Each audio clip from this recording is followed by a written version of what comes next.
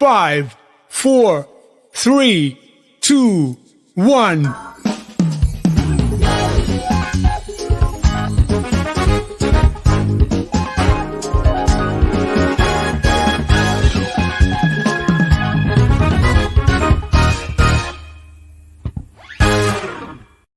Hello, welcome to the Gringo Show. Happy February. I'm a little pissed because I ate a lot of rosca in January, didn't eat the baby Jesus, and I haven't received any tamales. I'm here with our Gringo Show team, Ileana Jimenez and Julian Valois. What's up, guys? How are you? I didn't get any tamales. Did you get any tamales, Julian? I got 0 tamales, but I saw one on Zoom. What? Yeah. Ileana, did you get any tamales? Yes, I have 4 tamales. Very delicious. I have now a big belly. 400 tamales? No, 4. Only 4. I was like, Ileana ate 400 tamales this week. 4 tamales. How were they? They were amazing. You know, con mole, con pollito. You know, Mexican style. Yeah, but you know, somebody got the baby Jesus. They ate the baby Jesus, and then they were supposed to deliver me tamales this week, but I think it's all fake. It really doesn't happen. Who bought you the tamales? I bought the tamales because I found the cheated. baby Jesus. Oh, yeah. It was one of those baby Jesus, right? where Ileana's eating her own rosca by herself, and then she had to buy herself tamales. She ate a whole rosca. All right, guys. Julian and Ileana, we'll see you guys both in a bit. Thanks for joining us. But I feel like we're getting a little closer to a sense of normalcy without Mr. Orange Man causing chaos every time he speaks. Wait, hold on a second.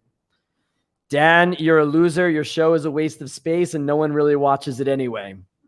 How did Donald Trump get my cell phone number? I can't even believe he figured out how to send text to Mexico. I just can't quit you, Donnie. I just can't quit you. Although it was just announced today that those running the impeachment trial next week in the U.S. Senate have asked Trump to come to the floor to testify. Things were boring for a couple weeks, but it's starting to get good again. Maybe Trump will disintegrate and reappear as a 3-headed monster that breathes fire to let his followers into the Senate chamber. But that's next week. This week's has been about policy and pandas. Right, pandas, because these cute little endangered bears don't know crap about the pending end of the world due to climate change and COVID. The northeast of the United States this week got hit with a nasty blizzard that put over 0.5 meter of snow on the ground in New York, or 20 inches for our friends that use a system of measurement that makes pretty much no sense. I know. The storm also gave Washington, D.C. a bit of snow, and it didn't stop this panda from enjoying the fun.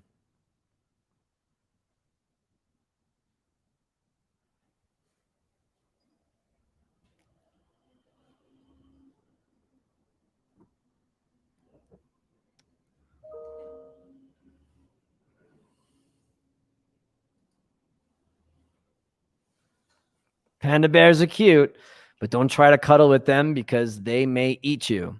Besides eating tamales on February 2nd, the U.S. celebrate Groundhog Day. Stop scaring me, Hector. It's a silly and unscientific tradition where people dress up, stand in the cold, and watch a small brown marmota come out of a hole to check if it sees its shadow. If not, spring is right around the corner, and if so, there will be 6 more weeks of winter. Okay. Oh, you look beautiful today. All right.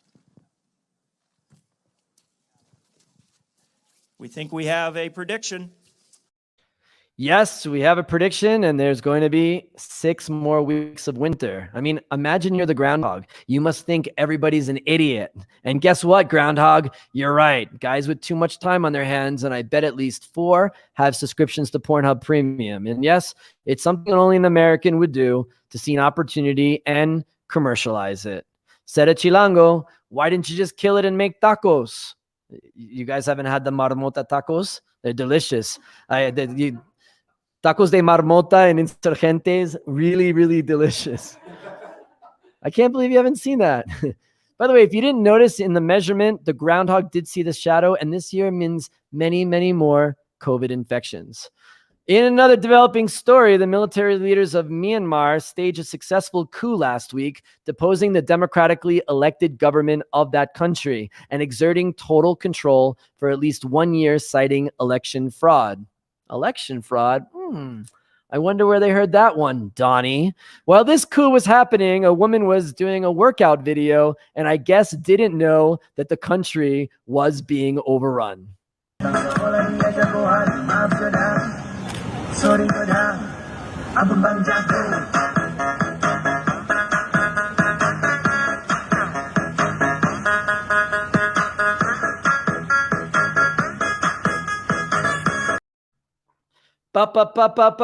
Hey, there's a coup behind me and I have no idea, but my abs are so awesome. I guess she exemplifies the saying, ignorance is better abs. In more serious news, let's talk about COVID. The virus has crippled Mexico since many families got together for the holidays. 13 states have continued in the red light or total lockdown, while 17 states continue in orange and another 2 in yellow. The good news is that hospitalizations in the country have plateaued, partly due to the restrictions and new cases are down slightly. However, in some parts of the country, people are taking it a bit less seriously. This is a photo from the opening game of the Caribbean World Series where the stands were packed with fans, probably not the best way to social distance. Get your peanuts, get your popcorn, get your COVID.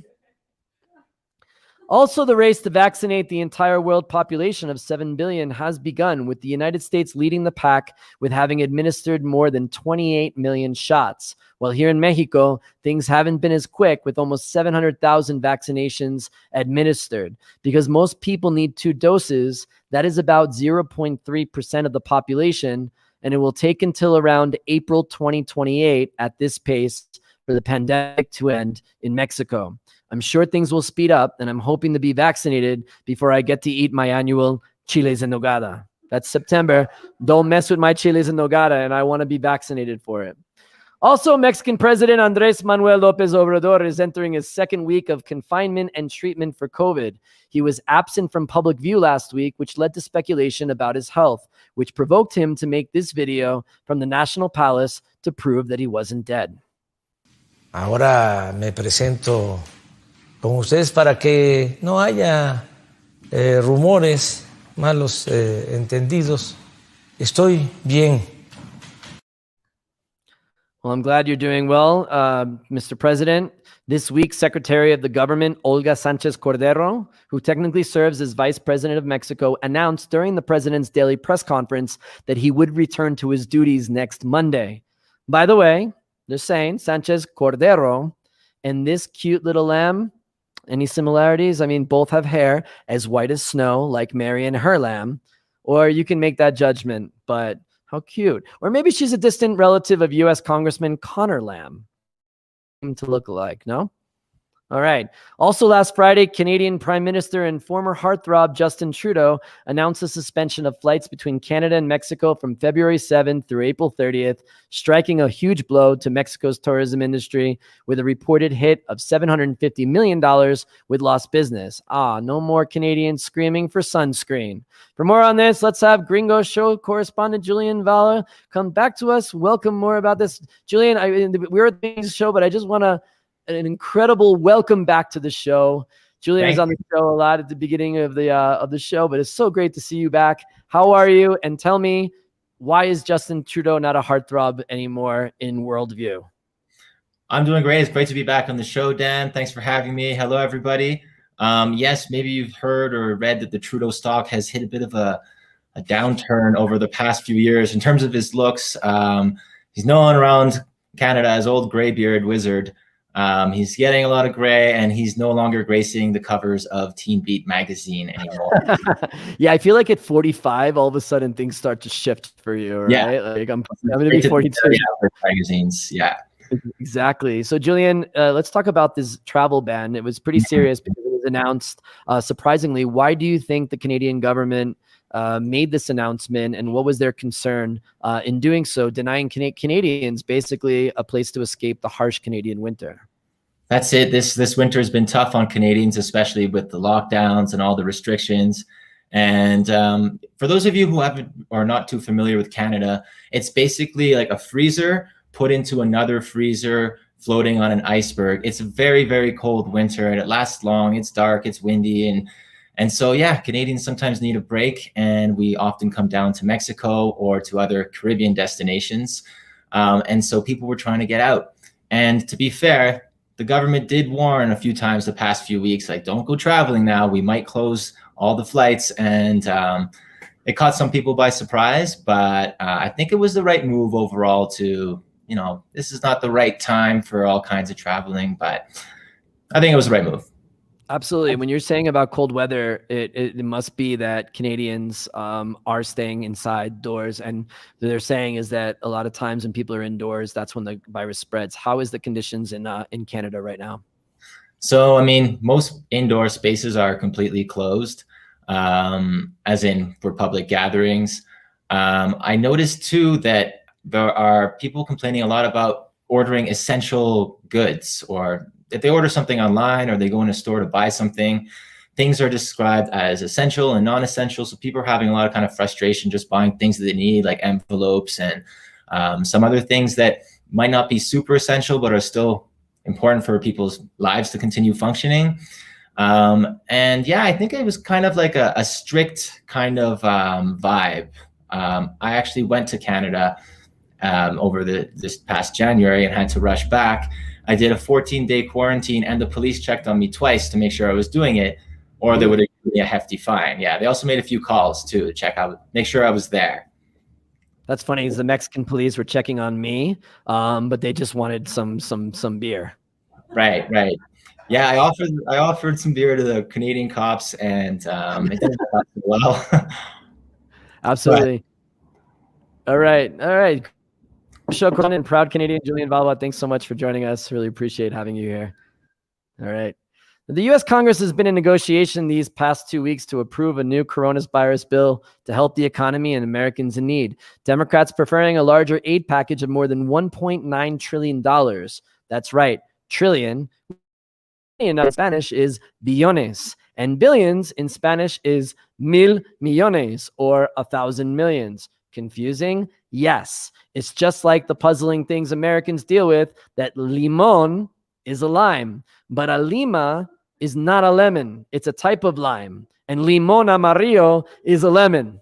Very important, gringos. You could have made that mistake at the grocery store if you weren't watching this program. I wish back in then the English and Spanish could have had a council to decide these things, so hundreds of years later, we wouldn't be confused. Thanks for nothing, British Empire. The aid package that the Democrats are proposing will give $1,400 to most Americans, which is the equivalent of 28,400 Mexican pesos por cada Mexicano. Imagine that quincena, Mexico. The malls would be packed. Acapulco will be buzzing for like 3 days, and then everyone will be broke again. It will also give people $400 a week through September if they're unemployed. It also supports schools to open again safely. To aid in my cause that we think AMLO would really be a Republican if he was a politician in the U.S., the Fourth Transformation has continued to cut budgets in austere actions that are unique for most other countries. Many have criticized his actions because there are a lot of people who desperately need help. Lines at food distribution sites are very long, and millions have crossed the poverty line. Many people are not paying their rent and trying to get by during this serious time. Yet projects such as a new refinery in Tabasco, the airport in Santa Lucia, and a train, if you're really interested in traveling from Chetumal to Ciudad Carmen, are continuing, but free vaccines for everyone. But why is the president taking this action? Some say that during the economic crisis in 95, he witnessed the government borrowing a lot of money and going deeply in debt and risking its national sovereignty in order to pay its debtors, similar to what has been happening in recent years in Argentina. We know that AMLO cares deeply about this, and he justifies his policies based on a stronger, independent Mexico. However, he recently asked to borrow money from the World Bank to shore up the economy and continue these projects. When this is all over, we'll find out who's right or wrong. Maybe other Latin American countries will go deeply into debt and have financial ruin, and Mexico makes it out okay. Only time will tell. The Super Bowl will kick off this Sunday in Tampa, Florida, where you can buy a shirt that says, "I went to the beach and theme parks, and all I got was this lousy COVID." This is Super Bowl 55, yes, the 50th edition, where we ask ourselves, why the hell are we still using Roman numerals to represent numbers when the Roman Empire fell 1,626 years ago? And we say here in Mexico, using Roman numerals, that's fresa. No, that's muy fresa. For all those watching who don't really care about football, it's fine. The Super Bowl has many more things to watch and care about. For more on this, let's go to our experts, the lovely Ileana Jimenez. And to tell us more about the commercials that are on the Super Bowl, let's welcome Jacobo Fernandez to the show, strategy lead with Starcom Mexico. Guys, I hope you're enjoying the show. A lot of jokes We are. today. How are you? Thank you for good. having us. No, of course. Ileana, tell us, you were at the Super Bowl last year, weren't you? You were on the sidelines. You have your ticket, I know. One of my dreams in life is to go to Super Bowl. If you're not really a Super Bowl fan and you don't like football, you don't watch it during the year, why should you tune in? Because like all Americans watch the Super Bowl, even if they like it or not. Hold on, Ileana, you just want to unmic. There you go. Right now, we don't have any option, because everybody, we are on our houses. So, well, it's a great, Super Bowl to watch. Why? Because, there are two teams.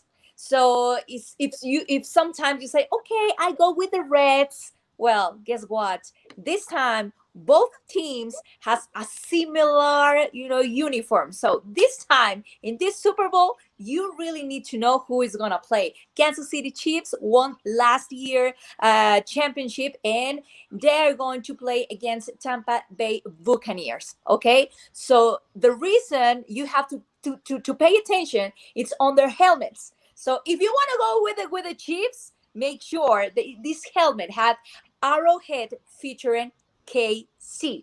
But if you go with the Buccaneers, okay, that they are going to play in their own stadium for the first time in history in Super Bowl, you have to know that they have the flag with a pirate on the helmet. So right now, so if you were choosing about... Ileana, sorry to interrupt, but if you were choosing on which uniform looks better, which one would you choose? Just based on the uniform. I will go with Kansas City Chiefs. Yes, of course. See, that's the way. So if you don't like the Super Bowl, you don't like football, you can choose which is your favorite uniform or who are the hotter players on the team too. You can do that as well. Now, Tom Brady, tell us about Tom Brady, because Tom Brady now has 6 rings. And he's playing again, but with a different team, right? With Tampa Bay instead of New England. Exactly. It's his first season with a new team, and it's already on the Super Bowl. He's only 43 years old. He has 6 rings. He's looking for his 7th ring, and he's going to play against a young quarterback. It's Patrick Mahomes with only 25 years old. It means that this huge difference, it's around 18 years, between these two quarterbacks. So they are so hot right now. So, we're going to see a lot of action. There's no space that you maybe will, bore or whatever, because you will see these amazing stars on the field. And of course, we have an amazing halftime show and commercials. The Weeknd, it's going to be on this halftime show. And wait, who's going to be on the show this weekend? No, not this weekend. Yeah, this weekend is going to be the Weeknd. No. Who's going to be on the show? I know it's this weekend, the Super Bowl, but who's going to play in the halftime show, Dad, it's the singer, the Weeknd. Oh, their name is The Weeknd. Yes, of course. And there are kind of rumors that Daft Punk is gonna be on the halftime show. They say that it costs like $7 million, and well, there's no way that you get bored on this Super Bowl. And of course, because now we're gonna have the chance, and it's the only option that you will have on your TV. And of course, we're gonna have this opportunity to watch this amazing advertising. Of course, it's the best thing. Yeah, so let me cover that. Ileana's a host, and she likes to host the show. This is my show, Ileana. I'm the host. I get to ask the questions. It's confusing. Jacobo, thanks so much for joining us, Jacobo. Thank you. And as I mentioned, you're the strategy lead with Starcom Media, so you're into commercials. Now, commercials are really an important feature of the Super Bowl. Yeah. A lot of people in the U.S. watched it for the commercials, and I have a reel that I want to start with, and I want to ask you some questions after it, because I found 4 of the best commercials in Super Bowl history. Let's take a look. Let's see.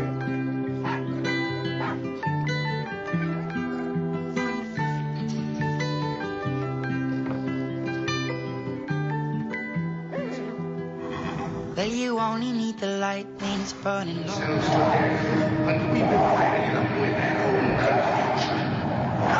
We shall prevail. On January 24th, Apple Computer will introduce Macintosh. And you'll see why 1984 won't be like 1984. Mike, come on! Mike, what is your deal, man? Oh, come on, man. You've been riding me all day. Mike, you're playing like Betty White out there. That's not what your girlfriend said. Oh. Baby. Oh, That's not cool. Eat a Snickers. Better? Better. It certainly is a big bun. It's a very big bun. Big, fluffy bun. It's a very big, fluffy bun. Where's the beef? Some hamburger places give you a lot less beef on a lot of bun. Where's the beef? Guys, I love that Where's the Beef commercial. If you're old enough and you know the Where's the Beef, that commercial was super successful and millions of people said Where's the Beef. So Jacobo, it seems like some iconic Super Bowl commercials, and it's really important to advertise on this Super Bowl. Tell us more about this. They are. Every single year we have thousands of pieces that we can be here talking about and relevant messages, right? So forgive me, Ileana, I hate sports. I know nothing about them, but I can tell you a lot of this about advertising. So we see, the Super Bowl is massive and reaches millions of people, not only in the US, but let's take Mexico for an example. It's reaching more than 8 million households here. So it's super important for brands to take a message out there because we know everyone is going to be watching it. Absolutely. So let's talk more about in the U.S. There's about you were mentioning $5.4 million for a 30-second ad this year. We know that the big boys like Budweiser and the famous Clydesdale horses that we saw in this commercial, not advertising. Some other people pulled out, but what we're seeing is that there are going to be some newcomers coming to the Super Bowl. To tell us more about this. Yeah, so I think the Super Bowl is a space. It's a wide canvas for brands just to take over and put a message out there. It has to get the compliments of good storytelling, something that tells people a big message. And I think this year is going to be very relevant because of the pandemic and stuff like that. Brands are going to be telling a story beyond just buy the brand for me, right? So you're going to see a lot of brands taking a really positive message, empathic messages about what's happening right now. That's really important. Tell us more about here because most of our viewers are here in Mexico. We're going to be watching some of the commercials. What players are usually here in Mexico, and what are you expecting on Sunday? Yeah, so we see a lot of players from national broadcasters, Televisa, TV Azteca, ESPN, and others. But people here really have a passion for advertising for the Super Bowl. And you can watch the ads afterwards on the game on YouTube, right? So people go often there and share their best pieces because they found a relevant message here. So we know as for media, we know that people's going to be sitting down there watching the game, but also expecting and looking and using social media to have a conversation about where the ads and the messages that are being put in out there. So it's a perfect place and the perfect spot to be judged and to be heard as a brand. Absolutely. Now Pepsi is doing an incredible campaign this year. As Ileana mentioned, The Weeknd will be there, and Pepsi has linked The Weeknd's music to their brand. Tell us more about this strategy and how do you think this is going to play out for them? I think as Pepsi is, the brand awareness that they have is huge, and the relationship to music and big sports events like this, it's amazing. And there are so many other examples from other brands that tend to do this. So product integration and finding the right relevant message in a big and important event like the Super Bowl, it's a perfect place to have this type of integration. So I think it's going to be very successful. And people will always remember this. Absolutely. Yes, so, and you know what? The Weeknd has the most popular song on the 2020. Have you Exactly. done the TikTok ding ding ding ding ding? I You haven't. know? I haven't. I promise I will. I can do it with you. Of course, Liliana, who's your pick? The Bucaneros or the Jefes? Would Indian Chiefs beat Pirates on ships or vice versa? Yes. No, yo creo que ganan los Jefes, Kansas City Chiefs. Yes, I go with them. City Chief. I'll go with Jacobo, I'm not those going to ask you two. because you don't care about any sports, but what is the commercial? What is the brand that you're going to be looking for to watch on the commercials? Well, P&G, of course, because I work with them. So probably Tide, which is yeah, it's our client and I love them. McDonald's as well, and let's see where other surprises may come along. Okay, well, another surprise, and I'm sorry, you guys, because we are in sana distancia, but if you're hungry in the Super Bowl, you can order one of these beautiful Pinche Gringo barbecue boxes. Oh yeah. Yeah. So you're gonna have to pay. You're gonna have to pay your ad for that. So yeah, And as I said on the last show, if I was to marry something, I would marry this BBS. We got all these things. You got a. That's a good one. That's a good commercial, right, Jacobo? Yeah, that's a perfect integration. Totally. I hope you're paying. I hope you're really paying for this. I can make the music then. Anybody wants mac and cheese? There you go. That. No, wow. So boxes are available on the WhatsApp down below and at pgbbq.mx. I'll have to pitch our sponsor guy, Pinche Gringo Barbecue. They're paying the bills. So you can get all of these things. I don't know if you can see it, but, beer and sandwiches and pickles and everything on those. So support your local restaurants. Ileana, it's always amazing to have you on the show. Jacobo también for joining us. Thank you very much. Thank you. And then let's watch those commercials. All right. That's it. All right. Thank you. Bye. Bye. Gracias. For this edition of the Gringo Show, we hope you enjoyed it. We're going to take a break next week, but we will see you back on February 18th for another episode. In the meantime, please remember to check out our sponsor, Pinche Gringo Barbecue. Should be a great game, so it'd be great to compliment that delicious 14-hour smoked food, right? Pinche Gringo. It's delicious. Sorry, they're sponsors, all right? They're paying for it. Jesus, I'm just kidding. All right, see you in 2 weeks. Have a safe and happy time. Have a great night. Go Chiefs. I hate you, Tom Brady. Pinche Gringo. Hey. Mexico is laughing thanks to you. We like to watch you dance salsa and listen to your bad Spanish too. We like to watch you almost die from spicy food.